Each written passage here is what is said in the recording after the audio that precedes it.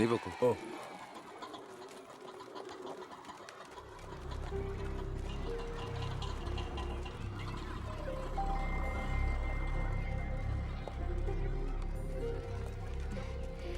ഞാൻ ഇങ്ങോട്ട് വിളിച്ചത് ബുദ്ധിമുട്ടായോ? ശാരി എന്നെ ഏത് പാതാളത്തിലേക്ക് വിളിച്ചാലും എനിക്ക് വരാൻ ഒരു ബുദ്ധിമുട്ടില്ല. അല്ല, ഇതിനൊക്കെ ബുദ്ധിമുട്ടില്ലേ പിന്നെ എന്തിനാ ബുദ്ധിമുട്ട്? എന്താ എന്താ പറയാനൊരു ബുദ്ധിമുട്ട്? അത് എങ്ങനെ തുടങ്ങണ്ടേന്ന് എനിക്ക് എങ്ങനെ വേണമെങ്കിലും തുടങ്ങിക്കോളൂ. അല്ല, ഒരാള് മറ്റൊരാളെ സ്നേഹിക്കാന്ന് പറയണത് തെറ്റാന്ന് എനിക്ക് തോന്നിയിട്ടില്ല. അതിപ്പോ തെറ്റാന്ന് ആരാ പറഞ്ഞേ? ആരാ പറഞ്ഞെന്ന്? അപ്പൊ തെറ്റല്ലല്ലോ. ഈ ഇഷ്ടം പ്രേമം എന്നൊക്കെ പറയണത് പവിത്രമാണ്, പരിപാവനമാണ്. അതിന് പ്രായവും പരിമിതികളൊന്നും ഒരു പ്രശ്നമല്ല. സ്നേഹമാണ് അഖിലസാരമൂഴിയിൽ എന്ന് കുമാരനാശൻ പറഞ്ഞിട്ടില്ലേ? മനസ്സുകൾ തമ്മിലുള്ള ഐക്യം, പൊരുത്തം, പിന്നെ പരസ്പരം മനസ്സിലാക്കാനുള്ള പക്വത, അത് മതി പരിശുദ്ധമായ പ്രണയത്തിന്. എനിക്കും അത്രയൊക്കെ തോന്നിയിട്ടുള്ളൂ. പക്ഷേ പാവപ്പെട്ടവരും പണക്കാരും തമ്മിലുള്ള അന്തരം എന്നൊക്കെ പറഞ്ഞ എന്താ അന്തരം? പോവാൻ പറയണം. ഇങ്ങനെ ഒരു ബന്ധത്തിന് എതിർപ്പുകൾ ഉണ്ടാവും, സ്വാഭാവികം. നമുക്കത് മനസ്സിലാവും. പക്ഷെ ആ എതിർപ്പുകളുടെ കോട്ടമതിലുകൾ തച്ചുടച്ചൊന്നാകണം. എപ്പോഴായാലും ചേരേണ്ടവർ തമ്മിലേ ചേരൂ. ചേർക്കണം, എന്നാലേ മറ്റുള്ളവരുടെ പ്രാർത്ഥന ഉണ്ടാവും. പിന്നെ നമ്മൾ കല്യാണമൊക്കെ കഴിച്ച് 3-4 കുട്ടികളാവുമ്പോ ഈ എതിർപ്പുകളൊക്കെ കാറ്റിൽ പറത്തിവിട്ട പട്ടങ്ങളൊക്കെ പറന്ന് അങ്ങോട്ട് പൊക്കോളും. നമ്മുടെ കല്യാണോ? ഞാൻ ഉദ്ദേശിച്ചത് അതല്ല. പിന്നെന്താ ഉദ്ദേശിച്ചത്? പ്രസാദ്,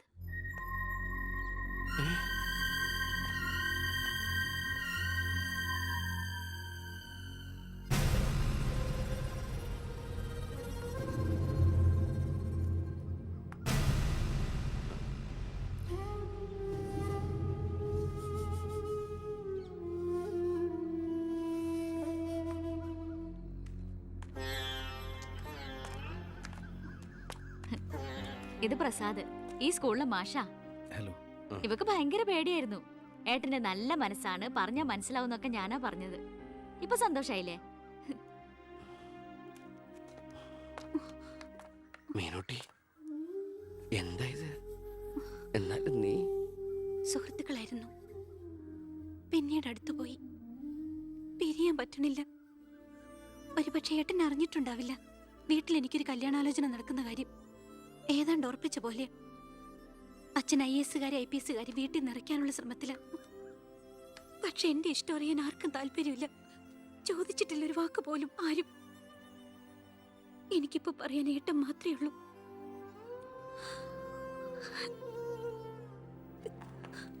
തെറ്റായിട്ട് പറയുകയല്ല.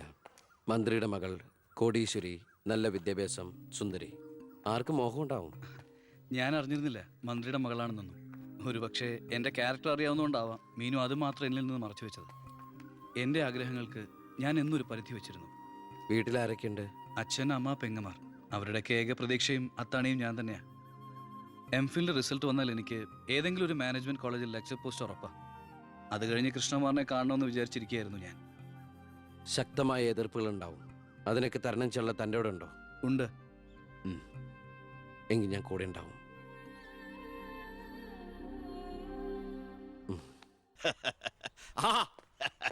ദേ വരുന്ന എന്റെ ഒരേ ഒരു സൽപുത്രൻ.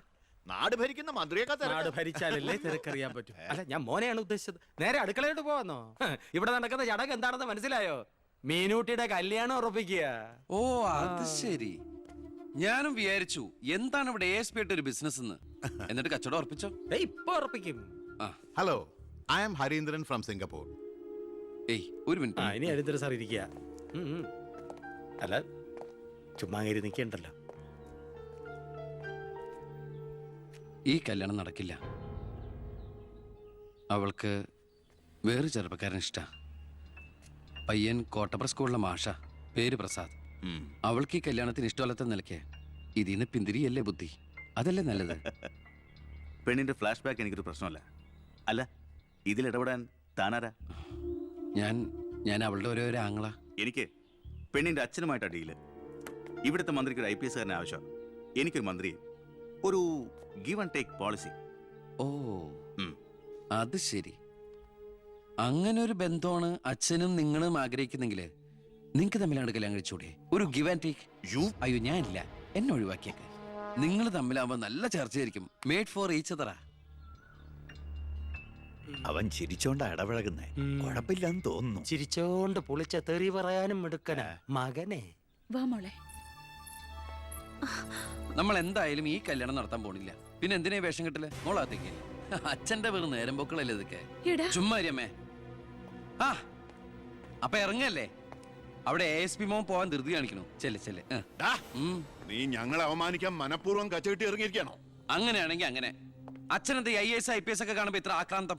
വിദ്യാഭ്യാസ മന്ത്രി ആയതുകൊണ്ടാണോ വിദ്യാഭ്യാസം കുറവായതുകൊണ്ടാണോ? അല്ല പറഞ്ഞു കൊടുക്ക് സാറേ, ഇംഗ്ലീഷ് അക്ഷരം കൊണ്ട് എന്താ അത്ര ഭ്രമമെന്ന്? ഇയാള് ദേ ഒരു IPS കാരനെ പിടിച്ച് ലീവ് എടുപ്പിച്ചിട്ട് ഫൈനാൻസിങ് കമ്പനി തുടങ്ങിയിരിക്കുക. അത് പിന്നെ അഴിമതിയിലൂടെ കിട്ടിയ കള്ളപ്പണം സൂക്ഷിക്കാൻ മറ്റൊരു മാർഗം വേണ്ടേ എന്ന് ചിലര് പറയുമെന്ന്. ഇപ്പതാ കളക്ടറെ കൊണ്ട് ലീവ് എടുപ്പിക്കാൻ പോവാ 5 സ്റ്റാർ ഹോട്ടൽ തുടങ്ങാൻ. ഇതുമൂലം രാജ്യത്തിന് നഷ്ടപ്പെടുന്നത് ഒരു IAS കാരന്റെ IPS കാരന്റെയും സേവനം. അയ്യോ, അതോർത്ത് സാറ് സങ്കടപ്പെടരുത്. ഇവരുടെ സേവനം നഷ്ടമാകുന്നതുകൊണ്ട് രാജ്യത്തിന് ഗുണമേ ഉള്ളൂ, ദോഷമില്ല. അത് മോൻ സാർ മനസ്സിലാക്കണം. അച്ഛന് വെട്ടിപ്പിടിക്കാനും ഷോ കാണിക്കാനും എന്തിനാ സ്വന്തം കുട്ടികളുടെ ഇഷ്ടങ്ങൾ കുരുതി കൊടുക്കുന്നത്? അച്ഛനോട് ഞാൻ പറഞ്ഞല്ലേ മീനുട്ടിയുടെ ഇഷ്ടത്തെ കുറിച്ച്. ഇനിയെങ്കിലും അച്ഛൻ അവൾ ആഗ്രഹിച്ച കല്യാണം നടത്തി കൊടുക്ക്. ഇല്ല, ഞാൻ ജീവിച്ചിരിക്കുമ്പോ ഞാൻ തീരുമാനിച്ച കല്യാണം നടക്കൂ. എന്തിനാ അച്ഛൻ എത്ര വാശി? ഞാനും അച്ഛന്റെ മോൻ തന്നെയാ. അതേ വാശി തന്നെ ഞാൻ പറയാ. ഞാൻ ജീവിച്ചിരിപ്പുണ്ടെങ്കിൽ അവൾ ആഗ്രഹിച്ച കല്യാണം നടക്കൂ. കാണാം. ഇതൊന്നും ഞാനത്ര വലിയ കാര്യമാക്കുന്നില്ല സർ. എൻ്റെ തീരുമാനങ്ങൾക്ക് മാറ്റമില്ല. പക്ഷെ പ്രശ്നം അതല്ല. പെണ്ണിന്റെ സ്നേഹബന്ധത്തിന് സ്ട്രോങ് ആയി സപ്പോർട്ട് ചെയ്യുന്ന ഒരാള് കുടുംബത്തിൽ തന്നെ ഉള്ളപ്പോ ഛോ, അവനെ വീട്ടിൽ നിന്ന് അടിച്ച് പുറത്താക്കി പടിയടച്ച് പിണ്ണം വെച്ചാൽ പത്രക്കാർ വേറെ കഥകൾ ഉണ്ടാക്കും. ഇത് കൊല്ലാനും വയ്യ വളർത്താനും വയ്യ എന്ന് പറഞ്ഞ അവസ്ഥയിലപ്പോ അച്ഛൻ ടെൻഷൻ അടിച്ച് വെറുതെ BP കൂട്ടല്ലേ. സർ, എനിക്കൊരു കോൺഫിഡൻസ് ഉണ്ട്. ഞാൻ ഇറങ്ങുന്നു. സർ, ഒരു മിനിറ്റ്. ഇനി എന്താ ചെയ്യേണ്ടതെന്ന് ഞാൻ പറയാതെ സാറിന് അറിയാലോ. അച്ഛാ, അച്ഛൻ്റെ മൊബൈലൊന്നും തന്നേ.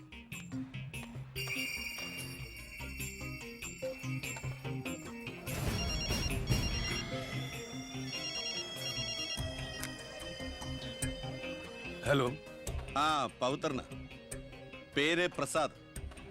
കോട്ടപ്പുറം UP സ്കൂളിലെ കണക്ക് വാദ്യാർ. ആ, രാഷ്ട്രീയ വൈരാഗ്യം. ആ, പിന്നെ വിവരങ്ങൾ അപ്പപ്പോ എന്നെ അറിയിക്കണം. ആ, നീ ഇപ്പൊ എന്ത് ചെയ്യാൻ പോവാ? അച്ഛൻ ആരുടെ മുമ്പിലും തല കുനിക്കുന്നത് കാണാൻ എനിക്ക് വയ്യ. നമ്മുടെ മീനുവിന്റെ കല്യാണം മാന്യമായി നടത്തണ്ടേ അച്ഛാ?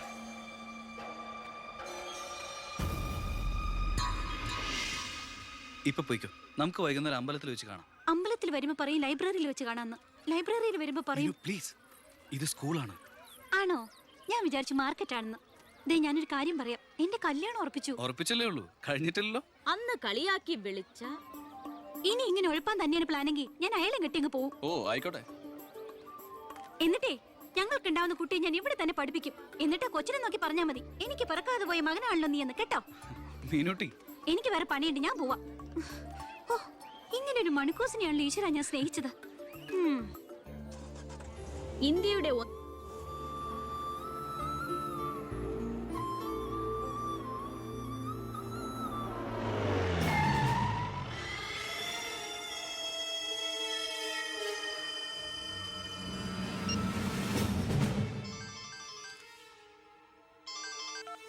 ഹലോ.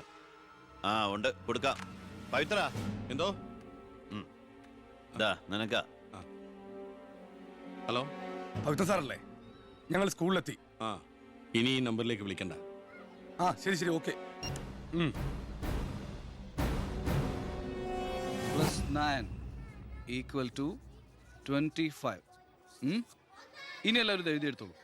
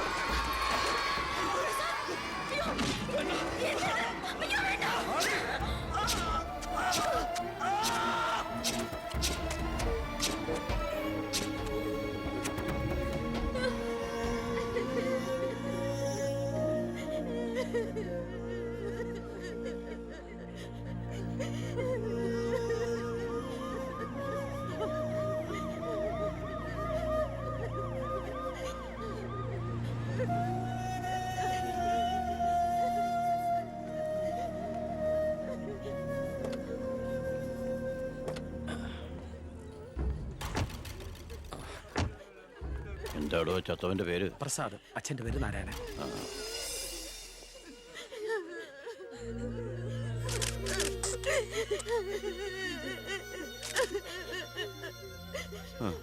പ്രസാദിന്റെ അച്ഛൻ ഞാനാണ് കേട്ടാ. പ്രസാദ് എപ്പോഴും പറയുമായിരുന്നു അച്ഛനെ കുറിച്ച്. വിഷമിക്കരുത്.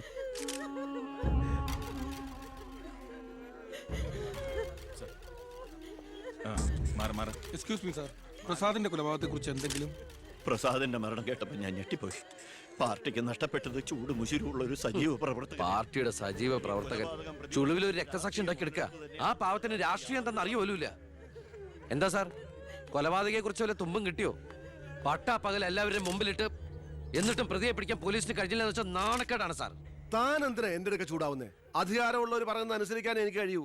അധികാരമുണ്ടോ എനിക്ക്? എങ്കിൽ താൻ പറയുന്നത് അക്ഷരം പ്രതി അനുസരിക്കാൻ ഞാൻ. രാജ്യത്തിന്റെ തന്നെ അഭിമാനമാണ്.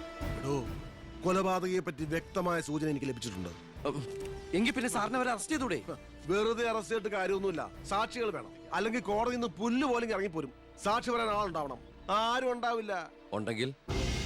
ഉണ്ടെങ്കിലോ അധികാരികളുടെ ഒക്കെ ഉത്തരവിന് മേലെ നിന്നുകൊണ്ട് ഞാൻ പ്രതിയെ കസ്റ്റഡിയിലെടുക്കാം. ശിക്ഷ വാങ്ങിക്കൊടുക്കാം. കുട്ടികളുടെ മുന്നിലിട്ട് കുട്ടികളുടെ ഷോക്ക് ഇതുവരെ വിട്ടുമാറിയിട്ടില്ല. പ്രസാദിന്റെ അച്ഛനും അമ്മയും പെങ്ങളും ഒക്കെ അവരുടെ കണ്ണീര് നമുക്ക് കണ്ടില്ലെന്ന് അടിക്കാൻ പറ്റുമോ? വേണ്ട കുഞ്ഞെ, അവരൊക്കെ വലിയ വലിയ ആളുകളാ. എനിക്ക് ഇവളല്ലാതെ വേറെ ആരുമില്ല. കൊള്ളാവുന്ന ഒരുത്തരെ ഇവളെ കൈപിടിച്ചു കൊടുത്ത് മനസമാധാനത്തോടെ മരിക്കണം എന്നാ എന്റെ ആഗ്രഹം.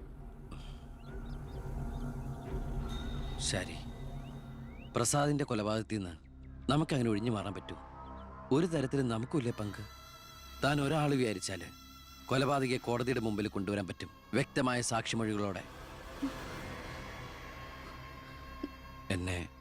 എന്നെ വിശ്വാസമില്ല ശരിക്ക്. ഞാൻ വരാം. ഏത് കോടതിയിൽ വേണമെങ്കിലും. മോളെ, ഒരു കുഴപ്പമുണ്ടാവില്ലമ്മേ.